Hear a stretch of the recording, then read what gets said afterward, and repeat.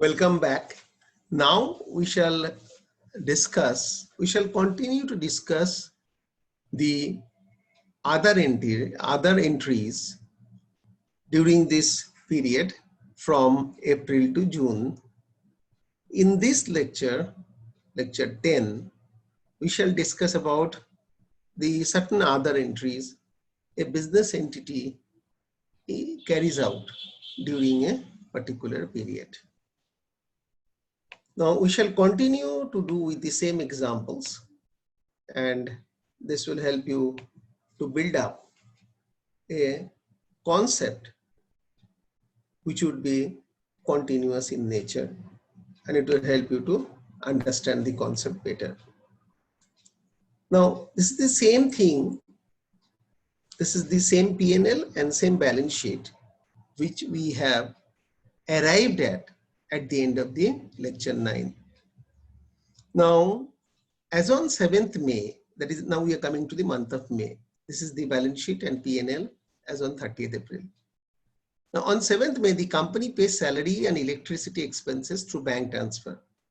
The salary and electricity expenses the company is incurred in the month of April, which it pays in the month of May. As we can see from the transaction, it's an outflow of fund on 7th May and immediate in the form of a check. So first entry would be credit balance sheet, credit balance sheet, credit balance sheet, asset bank, and file. Again, why red? Because it's an outflow asset side credit entry. So second entry would be debit, no doubt about it. And the second entry means the payment is made from creditor. If you can recollect, we have discussed in the previous sessions that when the previous expenses are getting paid, the amount would be deducted from creditor. So here the second entry would be debit balance sheet, equity and liability, current liability, creditor expenses file. Why it is red? Because on the liability side, if something debit is happening, it will be marked as a red and it will be deducted from the credit entry. Now, after this is made, now what we'll do, we'll give the net figure of bank. The bank net figure is 10. Similarly, the creditor net figure is 0. Now, if you look at it, what is happening in my total of assets has now become 55, then 90, 100. Now total of liability, equity and liability is 100. Now what is happening? During the month of May, the company converts 25 lakhs worth of WIP into finished goods. Whatever WIP was there, this entire WIP is getting converted into finished goods. Now, when WIP is getting converted into finished goods, the first is WIP is moving out. If WIP is moving out, so from the inventory, first entry would be credit WIP 25 because WIP is moving out. Always remember, when WIP is added, that's a debit balance sheet asset, current assets WIP because it is added.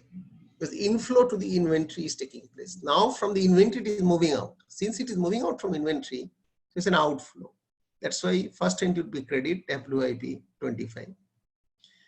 Now, this is the process where WIP is moving out from the inventory to finished goods. It is going towards sales. So at this point, the expenses would be booked. So that's why the second entry would be debit balance sheet, debit profit and loss, decrease in WIP of 25. So what we are bringing in a concept, when WIP moves in the inventory, then the first entry would be debit balance sheet, asset, current assets, WIP. Very simple, because it's an inflow is happening in inventory. And we will pass the second entry as credit, increase in WIP in P&L to have the matching principle to reduce the expenses. That was happened in the month of April. Now in the month of May, WIP is moving out from the inventory and going towards finished goods. So first entry would be how WIP moves out of inventory, that is captured. by passing an entry credit balance sheet asset WIP 25. Since asset side credit entry, that's why marked in red. On the second entry will be debit P&L expenses, decrease in WIP 25. And here what is happening, the matching principle. Now what has happened, the matching principle is followed. Here, since WIP is moving from the go down towards sales side, so cost is booked. Now let us look at it. What would be the expenses? That is 25 minus plus, correct? So that is this 25 is happening. So now what you look at it? So now WIP, no WIP is there. Now during the month of May, the company incurs salary of 3 lakhs and electricity expenses of 3 lakhs. It would be paid on June, same entry. So it's a deferred, 31st May, it is a deferred entry. So credit balance sheet, creditor for expenses on account of salary and others, 3 plus 3, 6. Here I have clubbed these two instead of showing it a separate entry, which I have shown in the month of April. Now the second entry would be debit. Electricity expenses is 3 and 3. Now what we'll do is that in this case, now again matching principle would be there. So what is happening? The WIP which is moved out from WIP is lying with the company in the form of finished goods. So what is happening during the month, the company converted previous month WIP into finished goods and the value of the finished goods was 29 lakhs. So when the WIP is moved out from inventory that we have captured, this is the entry we have captured. That is this two, and also from the WIP increase and decrease, so no WIP is there. Now the goods has moved, WIP is moved to the finished goods. And the value of the finished goods is 29 lakhs, but the market value is 32 lakhs. So same principle, when finished goods is moving towards inventory, inflow is happening. So first principle is debit, balance sheet, asset, current assets, inventory, finished goods of 29 lakhs. Principle, market value or cost, whichever is lower. Next, what we will do? The second entry would be credit, P&L, expenses, increase in finished goods of 29 lakhs. Now these 29 lakhs, why it is happening? Because the value of the finished goods was 29 lakhs.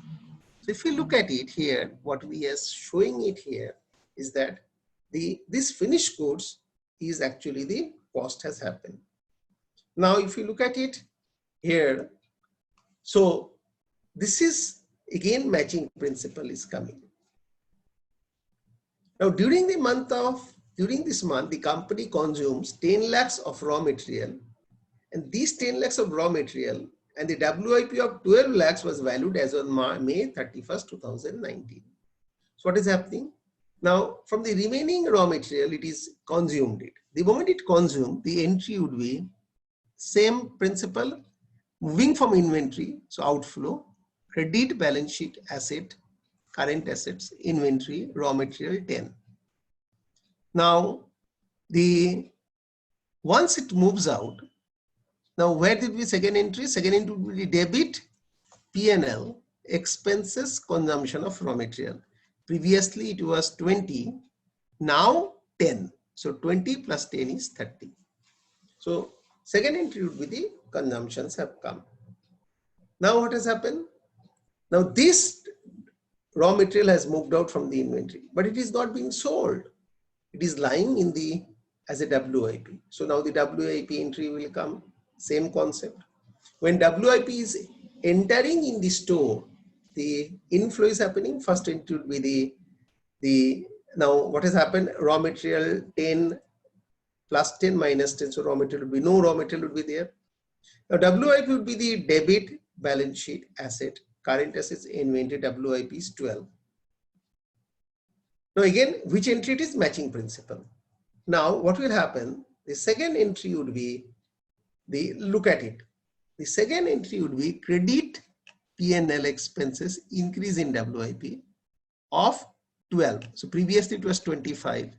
and this corresponding to the second entry is 12. So it will make 37. So once it makes 37, now let us look at it. At this end, in the month of May, what would be the P&L and balance sheet? Now let us look at it. My balance sheet total would be 50 plus 555.